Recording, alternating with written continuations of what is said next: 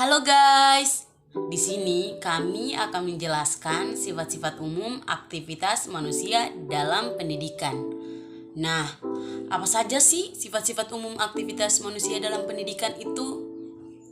Yaitu yang pertama ada perhatian, yang kedua ada pengamatan, yang ketiga ada tanggapan dan variasi, yang keempat ada fantasi, yang kelima ada ingatan, yang keenam ada berpikir, yang ketujuh ada perasaan, dan yang kedelapan yang termasuk terakhir yaitu ada motif-motif. Yang pertama adalah perhatian. Perhatian adalah pemusatan tenaga psikis tertuju pada suatu objek.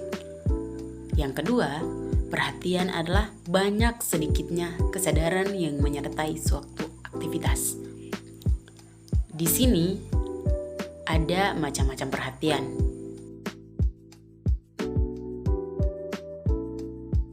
Yang pertama adalah perhatian atas dasar intensitasnya, yaitu banyak sedikit kesadaran yang menyertai suatu aktivitas atau pengalaman batin. Maka perhatian ini dibedakan menjadi dua, yaitu perhatian intensif dan yang kedua adalah perhatian non-intensif. Nah, teman-teman, hal yang menarik perhatian. Baik, hal apa sih yang menarik perhatian? Nah, di sini ada dua. Yang pertama dari segi objek dan yang kedua dari segi subjek. Sekarang keterkaitan perhatian dengan belajar. Yang pertama ada aktivitas yang disertai perhatian intensif akan lebih sukses. Maksudnya seperti apa? Jadi, apabila kita menjadi seorang pengajar, kita harus melihat berapa banyak anak yang memperhatikan guru atau anak yang sibuk sendiri. Karena kalau dia serius memperhatikan dengan penuh, tentu dia akan bisa menangkap informasi dengan baik. Nah, itulah contoh aktivitas yang disertai perhatian intensif akan lebih sukses. Kita lanjut ke pembahasan yang kedua, yaitu pengamatan. Nah, pengamatan adalah manusia mengenal dunia ini secara real, baik dirinya sendiri maupun dunia sekitarnya, di mana dia ada, dengan melihatnya, mendengarnya, membawanya, ataupun mengecapnya. Cara mengenal objek yang demikian itu disebut mengamati. Sedangkan melihat, mendengar, dan seterusnya disebut modalitas pengamatan. Baik, proses-proses pengamatan ini yaitu satu, penglihatan. Penglihatan menurut objeknya digolongkan menjadi tiga, yaitu melihat bentuk, yang kedua melihat dalam, dan yang ketiga adalah melihat warna. Beberapa pengaturan pengamatan. Nah, di sini ada beberapa pengaturan pengamatan, yaitu yang pertama adalah pengaturan menurut sudut pandang ruang. Yang kedua adalah pengaturan menurut sudut pandang waktu. Yang ketiga adalah pengaturan menurut sudut pandang Gestalt. Yang keempat atau yang terakhir adalah pengaturan menurut sudut pandang arti, gitu.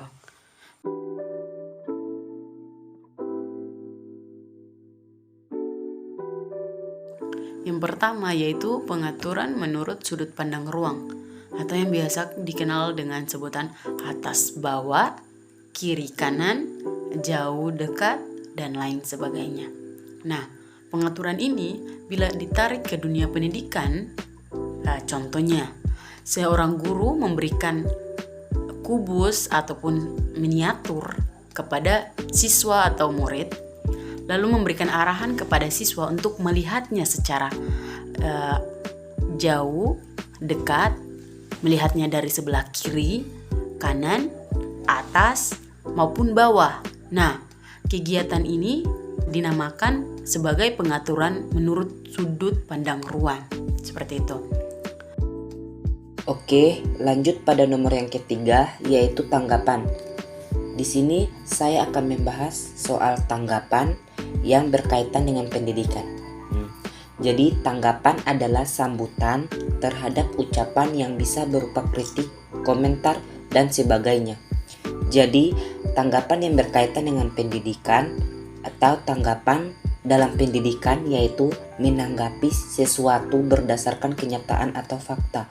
Kegiatan menanggapi atau berpendapat merupakan bentuk tanggapan atau penilaian terhadap sesuatu yang berupa peristiwa, ucapan, dan perbuatan seseorang atau berupa hasil karya orang lain. 4. Fantasi. Apa sih fantasi dalam dunia pendidikan? Fantasi adalah imajinasi untuk membentuk tanggapan-tanggapan baru dengan pertolongan tanggapan-tanggapan yang telah dibaca sebelumnya.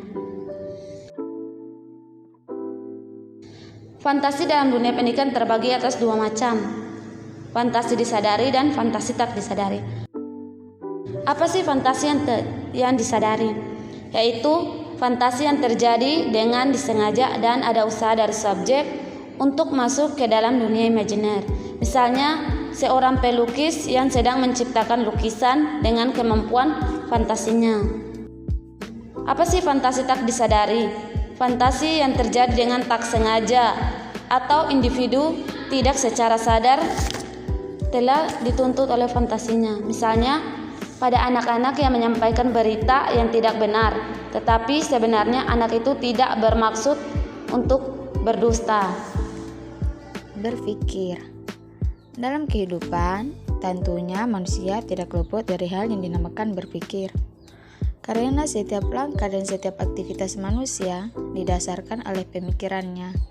Dengan demikian, dalam berpikir seseorang menggabungkan pengertian satu dengan yang lain dalam rangka mendapatkan pemecahan persoalan yang dihadapi.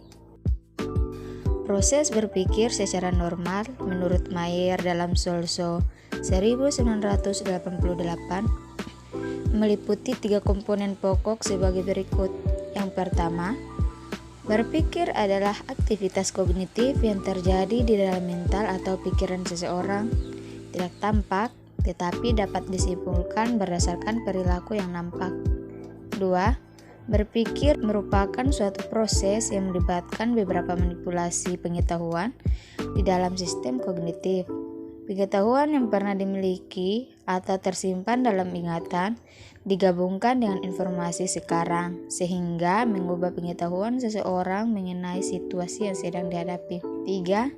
Berpikir diarahkan dan menghasilkan perbuatan pemecahan masalah atau diarahkan menuju pada pemecahan masalah.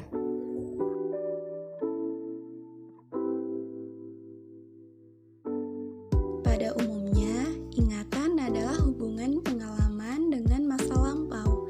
Dengan adanya kemampuan untuk mengingat, manusia mampu untuk menyimpan dan menimbulkan kembali apa yang telah pernah dialaminya. Walaupun begitu, tidak semua yang pernah dialami oleh manusia akan dapat ditimbulkan kembali. Dengan kata lain, kadang-kadang terdapat hal-hal yang tidak dapat diingat kembali. Para ahli membedakan 3 tahapan ingatan, yaitu yang pertama, masukkan pesan dalam ingatan atau encoding, yang kedua, penyimpanan atau storage, dan yang ketiga, mengingat atau retrieval. Apabila dikaitkan dengan pendidikan, ini akan berperan sangat penting, lebih tepatnya dalam proses belajar mengajar, di mana ingatan mampu menampung serta mengingat apa yang diberikan para guru, guna untuk kepentingan para siswa tersebut di masa yang akan datang. Pengertian perasaan. Perasaan adalah suatu keadaan dalam kesadaran manusia yang menghasilkan penilaian positif atau negatif terhadap sesuatu hal yang akan maupun telah dilakukan. Sehingga bentuk penilaiannya selalu bersifat subjektif karena lebih didasarkan pada pertimbangan manusiawi daripada tindakan rasionalnya. Oleh karena itulah, perasaan mengisi penuh kesadaran manusia tiap saat dalam hidupnya. Keterkaitan perasaan dalam pendidikan, terutama dalam proses belajar mengajar, adalah apabila seorang siswa merasa senang dengan guru, dia lebih cenderung memperhatikan dan mengamati secara saksama apa materi yang guru tersebut berikan. Dan sebaliknya, apabila perasaan tidak senang terhadap guru yang mengajar suatu materi, siswa cenderung bermain dan sibuk sendiri. Motif. Apa sih itu motif? Motif merupakan dorongan dalam diri manusia yang timbul dikarenakan adanya kebutuhan-kebutuhan yang ingin dipenuhi oleh manusia tersebut. Motif berasal dari bahasa Latin mover yang berarti bergerak atau to move. Karena itu, motif diartikan sebagai kekuatan yang terdapat dalam diri organisme yang mendorong untuk berbuat atau driving force. Motif sebagai pendorong sangat terikat dengan faktor-faktor lain yang disebut dengan motivasi. Motivasi merupakan keadaan dalam diri individu atau organisme yang mendorong perilaku ke arah tujuan. Sedangkan motivasi memiliki dua aspek, yaitu A. Keadaan yang terdorong dari diri sendiri, yaitu kesiapan gerak yang timbul dari dalam diri karena kebutuhan jasmaninya. B.